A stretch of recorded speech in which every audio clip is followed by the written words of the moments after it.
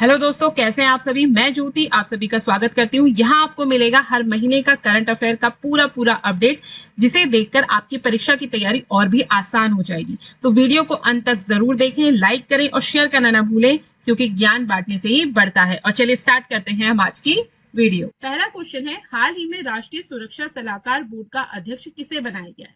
तो national security advisory board के जो चेयरमैन है उन्हें वो बनाया गया है आलोक जोशी को। अब ये जो आपकी राष्ट्रीय सुरक्षा सलाहकार बोर्ड है, इसकी स्थापना हुई थी 1998 में। और जिस समय इसकी स्थापना हुई थी तो उस समय इसके जो सुरक्षा सलाहकार थे वो थे आपके ब्रिजेश मिश्रा। ये जो आपकी संस्था है, यानी कि ये जो बोर्ड है आपका, ये राष्ट्रीय सुरक्षा परिषद सचिवालय के अधीन कार्य करता है। और ये एक प्रकार की एडवाइजरी बॉडी है। ये क्या करती है, एडवाइस देने का काम करती है।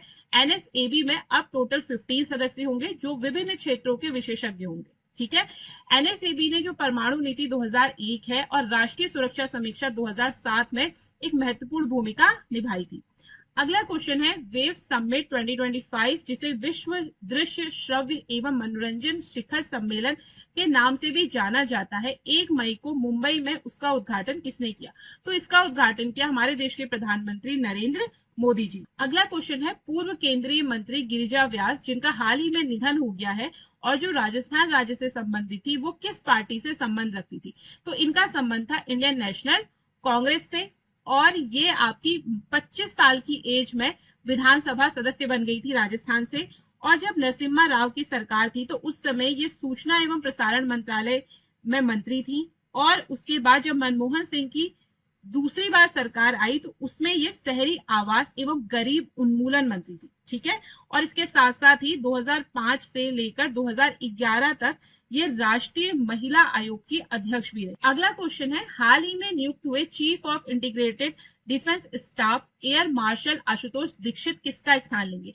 तो एयर मार्शल आशुतोष दीक्षित स्थान लेंगे lieutenant general Johnson P Matthew का। तो यानी कि अब आपके chief of defence integrated staff कौन बन गए हैं, एयर मार्शल आशुतोष दीक्षित। तो एक तो आपने ये सुना chief of integrated defence staff CIDS. CIDS का काम क्या होता है कि जो भी आपके सशस्त्र बल है, जो भी आपकी आर्मी से जितनी भी हैं, उनके बीच में कोऑर्डिनेटर का काम करना। ठीक है। और एक आप नाम आपने और सुना होगा सीडीएस। सीडीएस का मतलब होता है चीफ ऑफ डिफेंस स्टाफ। ठीक है। ये जो चीफ ऑफ डिफेंस स्टाफ होते हैं ये सबसे हाईएस्ट रैंकिंग है मिलिट्री ऑफिसर्स में। ठीक है। और अभी हमारे जो चीफ ऑफ डिफेंस स्टाफ है वो है आपके जनरल अनिल चौहान। अगला क्वेश्चन है, शिलोंग सिलचर ग्रीनफील्ड कॉरिडोर परियोजना पूर्वोत्तर भारत के किन राज्यों के मध्य बेहतर संपर्क के लिए बनाई गई है। तो ये बनाई गई है मेघालय और असम के लिए। बनाई गई है इन द सेंस कि इसको सरकार ने लॉन्च कर दिया है, इसके लिए फंड रिलीज कर दिया है और गवर्नमेंट ने इसके लिए जो फंड रखा है वो रखा है 22,864 करोड़ का। ठीक है। इससे क्या होगा, इससे जो आपके गुवाहाटी, शिलोंग, सिलचर, इम्फाल, आइजोल, अगरतला, ये आपस में इनका जो संपर्क है वो सुधरेगा। उससे आपका टूरिज्म भी बढ़ेगा, उससे आपका जो व्यवसाय है वो भी बढ़ेगा, सुरक्षा भी बढ़ेगी। और ये जो आपकी रोड बनने वाली है, ये बनने वाली है 166.8 किलोमीटर लंबी एक कॉरिडोर बनेगा। ठीक है। अगला क्वेश्चन है, विश्व प्रेस स्वतंत्रता सूचकांक 2025 में भारत की रैंक क्या है। तो भारत की रैंक रही 151। 2024 में भारत की रैंक थी 159। तो इस बार 8 रैंक ऊपर आ गया है भारत।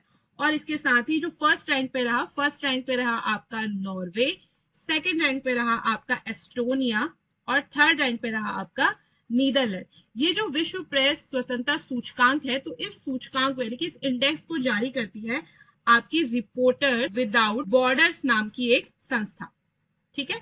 रिपोर्टर्स विदाउट बॉर्डर्स नाम की एक संस्था है जो क्या करती है, इस रिपोर्ट को हर साल जारी करती है। और इस रैंकिंग का आधार क्या क्या होता है, इस रैंकिंग का आधार ये होता है कि किसी भी देश में जो प्रेस है उसको कितनी ज्यादा स्वतंत्रता प्राप्त है। प्रेस यानी कि जो मीडिया है आपको, उसको कितनी स्वतंत्रता प्राप्त है, राजनीतिक आधार पर, आर्थिक आधार पर, विधायिक आधार पर, सामाजिक आधार पर और सिक्योरिटी के पर्पज पे वो कितनी स्वतंत्र है।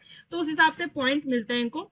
तो भारत को जो पॉइंट मिले वो 32.96 पॉइंट मिले थे। और जो फर्स्ट नंबर पे आपका नॉर्वे, इसके पॉइंट थे 92.31।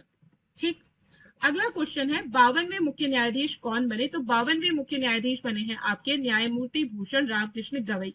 ये इन्होंने आज शपथ ले ली है। और न्यायाधीश को शपथ कौन दिलाते हैं, मुख्य न्यायाधीश को शपथ दिलाते हैं आपके राष्ट्रपति, तो अभी राष्ट्रपति द्रौपदी मुर्मू जी ने इन्हें शपथ दिलाई है। उसके बाद अगर कोई न्यायाधीश है वो त्याग पत्र देंगे तो वो त्याग पत्र भी किसको देते हैं, राष्ट्रपति को देते हैं। ठीक है, न्यायमूर्ति भूषण रामकृष्ण गवई किसका स्थान लेंगे, संजीव खन्ना का स्थान लेंगे, यानी कि 51वें मुख्य न्यायाधीश कौन थे आपके, संजीव खन्ना थे। ठीक है, एक चीज और ध्यान रखना कि सुप्रीम कोर्ट से रिलेटेड जो हमारे आर्टिकल्स हैं वो हमारे कॉन्स्टिट्यूशन के भाग 5 में दिए गए, यानी कि पार्ट 5 में दिए गए। पार्ट 5 का जो सेक्शन यानी कि जो अध्याय 4 है उसमें आपके आर्टिकल हैं 124 से लेके 147 तक। तो 124 से लेके 47 तक के जो आर्टिकल हैं वो आपके सुप्रीम कोर्ट से रिलेटेड है। ठीक है, और अगर हम मुख्य न्यायाधीश के कार्यकाल की बात करें तो 65 वर्ष की आयु तक न्यायाधीश अपने पद पर कार्य करते हैं। अगला क्वेश्चन है, हाल ही में वरिष्ठ लोगों के लिए कल्याण पोर्टल लॉन्च किया गया है, ये पोर्टल किसके द्वारा लॉन्च किया गया, तो ये पोर्टल लॉन्च किया गया है द्रौपदी मुर्मू जी के द्वारा। और इस पोर्टल के द्वारा ये जो आपके वृद्ध लोग हैं, जो वरिष्ठ लोग हैं, उनसे रिलेटेड जितनी भी आपकी योजनाएं हैं वो सारी की सारी उन्हें एक ही पोर्टल में मिल जाएगी, सारी जानकारियां एक ही पोर्टल में होंगी। अगला क्वेश्चन है, पर्यटन सुरक्षा बल पर्यटन मित्र की स्थापना किस सरकार ने की है, तो इसकी स्थापना करी है आपके महाराष्ट्र ने। तो जो पहलगाम में जो आपका आतंकवादी हमला हुआ उसके बाद महाराष्ट्र गवर्नमेंट ने ये स्टेप उठाया कि जो भी पर्यटक आते हैं उनकी सुरक्षा के लिए उसने एक अलग से पर्यटन सुरक्षा बल टूरिज्म सिक्योरिटी फोर्स की स्थापना करी है। अगला क्वेश्चन है, हाल ही में ऑस्ट्रेलिया में हुए प्रधानमंत्री चुनाव में किसने आम चुनाव जीता, तो ये जीता है आपके एंथोनी अल्बनीज ने। तो ध्यान रखना, ऑस्ट्रेलिया के करंट पीएम कौन हो गए हैं, एंथोनी अल्बनीज, और ये आपके लेबर पार्टी से आते हैं और इन्होंने लगातार दूसरी बार चुनाव जीता, यानी कि दूसरा इनका टर्म होगा एज अ। अगला क्वेश्चन है, हाल ही में नई दिल्ली में केंद्रीय कृषि मंत्री शिवराज सिंह चौहान ने जीनोम एडिटिंग से विकसित धान की 2 नई किस्में जारी करी हैं, ये किस्में कौन कौन सी है, तो ये किस्में हैं आपकी कमला DRR 100 और पूसा DST राइस। अगला क्वेश्चन है, ईरान के विदेश मंत्री का क्या नाम है, तो ईरान के जो विदेश मंत्री है इनका नाम है अब्बास अरागाची, और ये 5 मई 2025 को ये पाकिस्तान आए थे, और उसके बाद 7 से 8 मई 2025 को इनका भारत का दौरा। ठीक है, और ये पहली बार, जब से ये विदेश मंत्री बने तब से पहली बार भारत। अगला क्वेश्चन है, इंग्लैंड के जैक ड्रेपर को हराकर किसने Madrid open masters 1000 tennis tournament का खिताब जीता, तो ये खिताब जीता है आपके कैस्पर रूड ने। कैस्पर रूड ये खिताब जीतने वाले नॉर्वे के पहले खिलाड़ी बने। अगला क्वेश्चन है, किसने CCI बिलियर्ड्स क्लासिक 2025 जीता, तो CCI क्लासिक बिलियर्ड्स 2025 जीता है पंकज आडवाणी ने, और उन्होंने ये तीसरी बार लगातार 3rd टाइम उन्होंने ये अवार्ड जीता है। और उन्होंने हराया किसको, उन्होंने हराया ध्रुव सिटवाला को हराया, कितने नंबर से, 5-2 स्कोर्स। अगला क्वेश्चन है, खेलो इंडिया युवा खेल में मयंक चौधरी ने 10 मीटर एयर पिस्टल स्पर्धा में कौन सा मेडल जीता, तो खेलो इंडिया युवा खेल में जो मयंक चौधरी हैं उन्होंने गोल्ड मेडल जीता है। और जो आपके खेलो इंडिया यूथ का आयोजन, इस गेम्स का आयोजन किया जा रहा है, ये किया जा रहा है 14 से 15 मई तक, कहाँ, बिहार और नई दिल्ली में। अगला क्वेश्चन है, हाल ही में एक इंटरव्यू में इसरो के अध्यक्ष वी नारायणन ने कब तक गगनयान मिशन पूरा होने की संभावना व्यक्त करी है, तो उन्होंने कहा है कि 2027 की जो तिमाही है, पहली जो तिमाही होगी उसमें हम गगनयान मिशन क्या करेंगे, कंप्लीट कर लेंगे। गगनयान मिशन आपका क्या है, गगनयान मिशन के अंतर्गत जो 3 अंतरिक्ष यात्री हैं उनको अंतरिक्ष में भेजा जाएगा, ये इस मिशन का लक्ष्य है। अगला क्वेश्चन है, विश्व स्नूकर प्रतियोगिता 2025 किसने जीती, तो विश्व स्नूकर प्रतियोगिता 2025 जीती है झाओ शिंटिंग ने, और झाओ शिंगटोन चीन के पहले खिलाड़ी बन गए हैं जिन्होंने ये प्रतियोगिता। अगला क्वेश्चन है, घासेम बसीर बैलिस्टिक मिसाइल किस देश द्वारा विकसित की गई है, तो घासेम बसीर बैलिस्टिक मिसाइल विकसित की गई है ईरान द्वारा।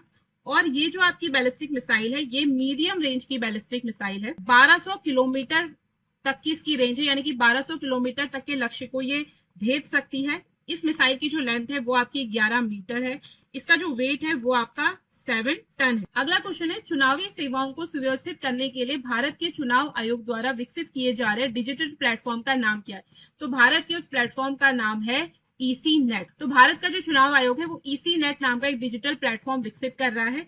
ये प्लेटफॉर्म जब विकसित हो जाएगा तो जितनी भी चुनावी सेवाएं हैं वो सारी व्यवस्थित हो जाएगी और वो एक ही प्लेटफॉर्म पे मिलेगी। तो 40 से ज्यादा जो आपके मोबाइल ऐप है और वेब एप्लीकेशन है वो सारे के सारे क्या होंगे, एक ही पोर्टल में मिल जाएंगे, जैसे कि आपका वोटर हेल्पलाइन आईडी है, उसके बाद आपका सीवी जिल है, उसके बाद वोटर टर्नआउट ऐप है, जैसे सक्षम हो गया, नो योर कैंडिडेट हो गया। तो ये सारे के सारे आपके एक ही पोर्टल में आ जाएंगे। इससे क्या होगा, इससे चुनावी प्रक्रिया सरल हो जाएगी, पारदर्शी बनेगी, और ये वोटर्स के लिए तो फायदेमंद रहेगी रहेगी। इसके साथ साथ जो निर्वाचन अधिकारी है, राजनीतिक दल है, सबके लिए क्या होगी, ये बेनिफिशियल रहने वाली है। अगला क्वेश्चन है, संजय गांधी राष्ट्रीय उद्यान किस राज्य में स्थित है? तो संजय गांधी राष्ट्रीय उद्यान स्थित है महाराष्ट्र में। और ये न्यूज में इसलिए था क्योंकि अभी अभी यहाँ लेपर्ड, एक तो यहाँ लेपर्ड सफारी लॉन्च करी गई है, दूसरा एक सर्वे आया है जिसने ये बताया कि यहाँ 57 लेपर्ड है, और उसने ये भी बताया कि कैसे एक वाइल्ड लाइफ अर्बन लाइफ के साथ को एग्जिस्ट करके रह सकती है।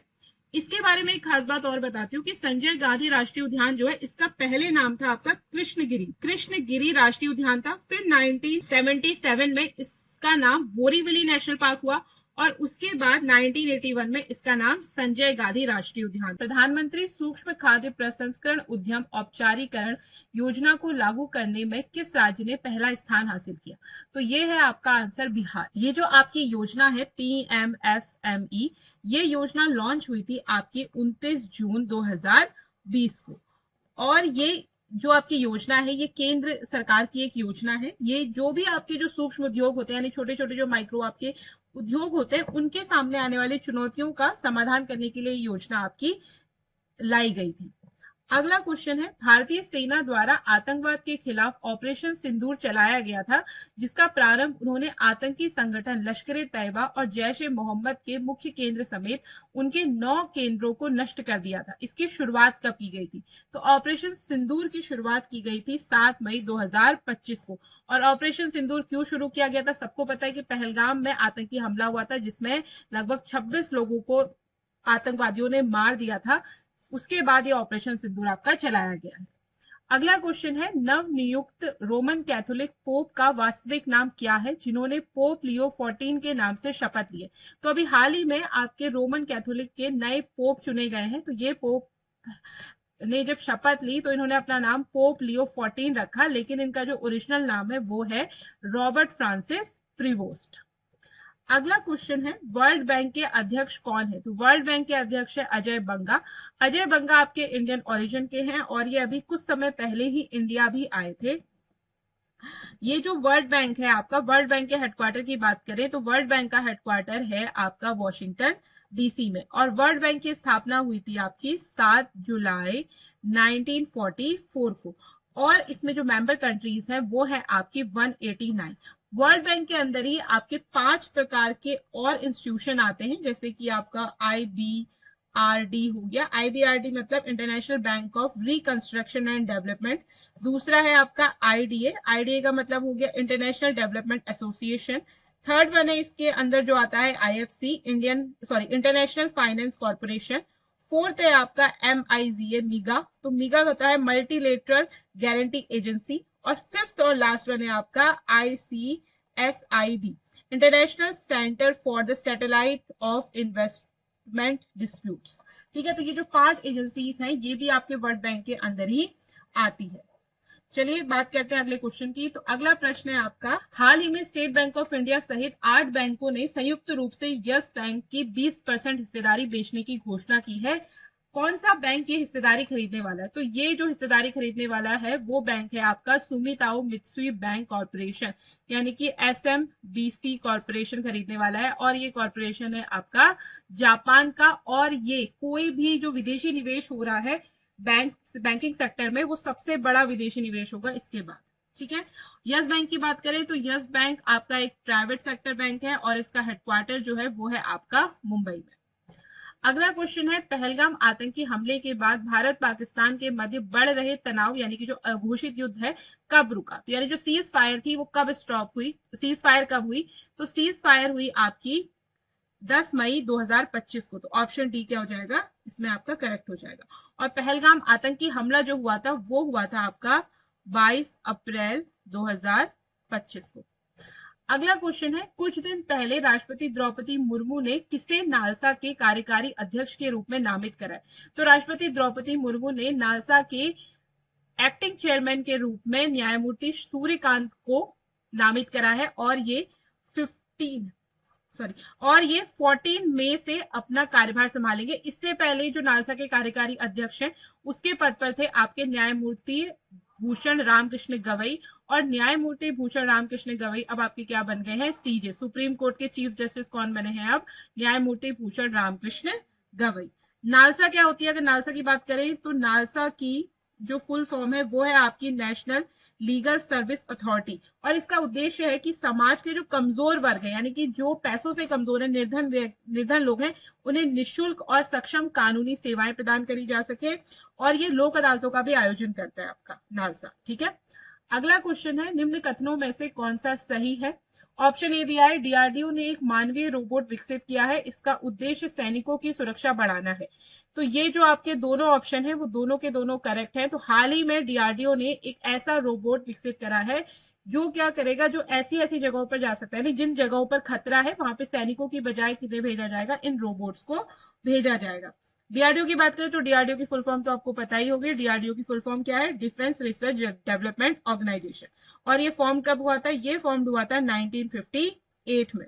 और अगर इनके चेयरमैन की बात करें तो डीआरडीओ के जो अभी करंट चेयरमैन है वो है आपके डॉक्टर समीर वी कामत, अभी क्या है इसके चेयरमैन है। और ये जो आपका डीआरडीओ है ये मिनिस्ट्री ऑफ डिफेंस के अंदर आता है। अगला क्वेश्चन है, निम्नलिखित कथनों में से कौन सा गलत है। तो पहला है आपका, सीज फायर का पत्रसार विदेशी सचिव विक्रम मिश्री ने किया था। The cease fire was summarised bye foreign secretary Vikram मिश्री। भारत पाकिस्तान तनाव के समय पाकिस्तान ने भारत के विरुद्ध तुर्की ड्रोन का उपयोग हमले के लिए किया था। During Indian Pakistan tension Pakistan used Turkish drone to attack India. Neeraj Chopra classic was to be held in Bengaluru on 24 May. India's rank in the world press index 2025 was 153। तो ये जो आपके तीन सेंटेंसेस हैं ये बिल्कुल करेक्ट है। नीरज चोपड़ा क्लासिक अभी होगा नहीं होगा कुछ कह नहीं सकते, बट ये होने वाला था आपका बेंगलुरु में 24 मई को, लेकिन फिर यही जो आपका टेंशन चल रहा था, इंडियन पाकिस्तान वाला जो टेंशन था, उसके चलते ये आपका स्थगित कर दिया गया था। अब जो आपका डी ऑप्शन है वो गलत है, क्योंकि इंडिया की रैंक वर्ल्ड प्रेस इंडेक्स 2025 में है 151। ठीक है, अगला क्वेश्चन है, स्टारलिंक एक सैटेलाइट इंटरनेट कंपनी है जिसे हाल ही में भारत सरकार कुछ शर्तों के साथ भारत में इंटरनेट सेवाएं देने के लिए मंजूरी दे दी है। इस कंपनी का संबंध किससे है। Starlink is a satellite internet company which has recently been approved by the Indian government to provide internet services in India with some condition. Who is this company related to. तो इस company से related है Elon Musk, क्योंकि Elon Musk की ही company है। Elon Musk की जो स्पेस एक्स कंपनी है उसी की एक कंपनी कौन है, आपकी स्टारलिंक भी है। नेक्स्ट क्वेश्चन है, which of the following is not correct. तो आपको बताना है इनमें से कौन सा करेक्ट नहीं है। तो director general of military operation DGMO आपके कौन है, लेफ्टिनेंट जनरल राजीव घई। डीजीएनओ है आपके vice admiral N Pramod. DGAO यानी कि director general of air force operation आपके एयर मार्शल ए.के. भारती। और चीफ ऑफ डिफेंस स्टाफ है आपके जनरल विपिन रावत। तो चीफ ऑफ डिफेंस स्टाफ आपके अभी जो करंट में है वो जनरल विपिन रावत नहीं है, वो है आपके जनरल अनिल चौहान। जनरल विपिन रावत आपके फर्स्ट सीडीएस थे। ठीक है, और जो ये तीन है ये तीनों भी आपके करेक्ट है। अभी करंट में आपके डीजीएमओ, डीजीएनओ, डीजीएओ यही लोग हैं, और इन तीनों की ऑपरेशन सिंदूर में बहुत महत्वपूर्ण भूमिका रही है। तो इसका आंसर क्या हो जाएगा, ऑप्शन डी करेक्ट हो जाएगा। नेक्स्ट क्वेश्चन है, Pantnagar university has recently developed 2 new varieties of urad. These varieties can give 22% more yield than other variety, and they also have the ability to resist various disease. These two varieties are. तो अभी अभी क्या हुआ है कि पन्नागर विश्वविद्यालय ने 2 उड़द की नई किस्में विकसित करी है। तो पूछा गया है कि कौन सी ये उड़द की किस्में हैं। तो इसका करेक्ट आंसर है पंत उड़द 13 और पंत उड़द 14। पन्नागर यूनिवर्सिटी की बात करें तो पन्नागर यूनिवर्सिटी आपकी फॉर्म हुई थी 1960 में, और ये आपका एग्रीकल्चर विश्वविद्यालय है।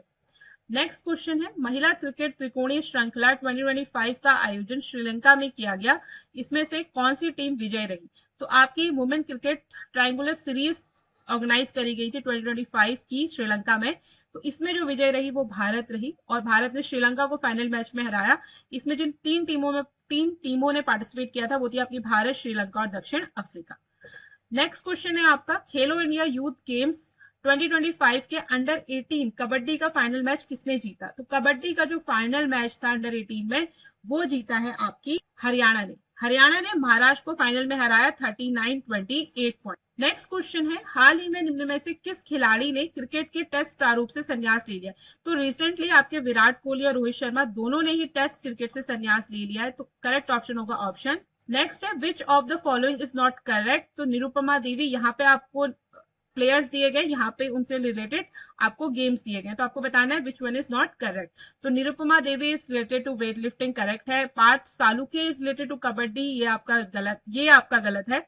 Ishpreet Chadha is related to snooker, correct है। डी कुकेश चेस से रिलेटेड है, बिल्कुल करेक्ट है। डी कुकेश तो आपके बहुत फेमस है, रिसेंटली आपके जो भी एग्जाम्स हुए हैं उनमें डी कुकेश से रिलेटेड क्वेश्चन पूछा गया, जैसे कि अभी आपका लोअर पीसीएस का एग्जाम हुआ था उत्तराखंड का, तो उसमें आपसे डी कुकेश का क्वेश्चन पूछा गया, क्योंकि ये अभी वर्ल्ड यंगेस्ट चैंपियन बने आपके डी कुकेश।